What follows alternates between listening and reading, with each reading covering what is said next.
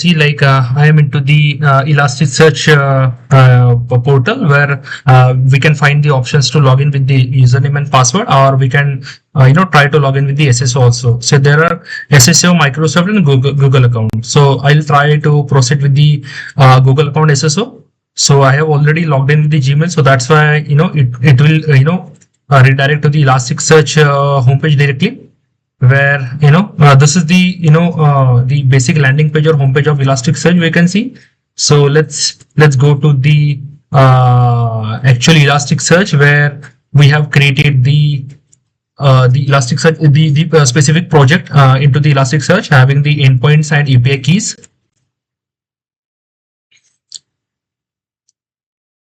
It will take some time to load.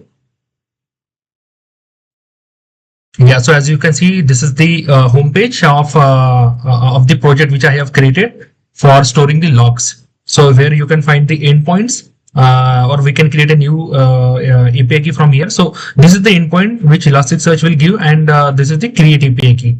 Like as soon as you click on this, you will get the pop-up, and where you can create the API key with giving name, or you can use the API key if you have created.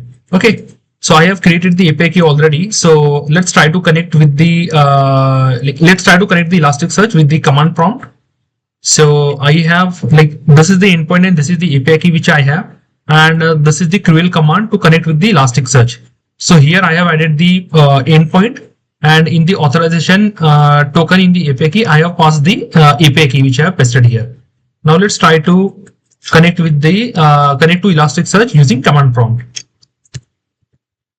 So as soon as we execute this command, you can see we are successfully able to connect with the Elasticsearch through command prompt, where we have received this option having the details of version number, then build flavor, build type, sort of. So all this information which we have received, that means we have successfully connect with the Elasticsearch through command prompt.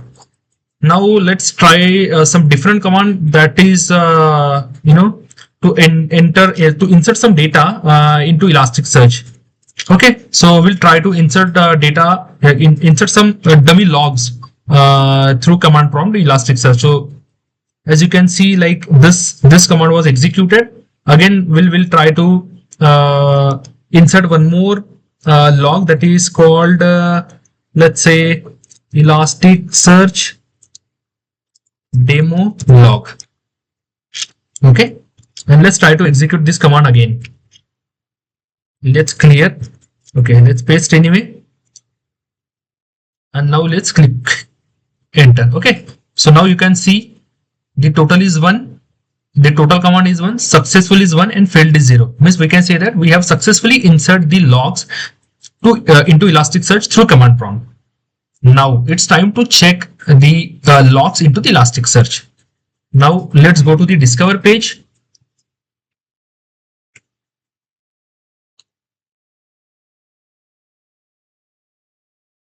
Okay, so you can find in the Discover page, this is the data view. Okay, in that data view, we have to find the specific index.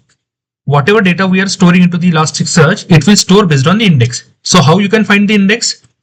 If you go to the our command prompt, so in the command we have given the index name, that is called logs_testing. So just copy this index, paste this index here. You can find explore one matching index. Just click on it. As soon as you clicked on it, you can find the recent log on the top, test log from CMD May month. Okay, you can find the same log here also.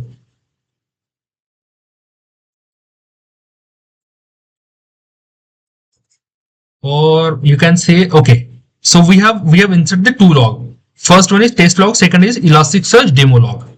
So you can find Elasticsearch demo log was added here, and test log from CMD of May month was added here. So we have inserted 2 logs. Okay. So why it was coming on the second? Because it was sorted based on the date time. And if it is date time is same, then it was sorted by the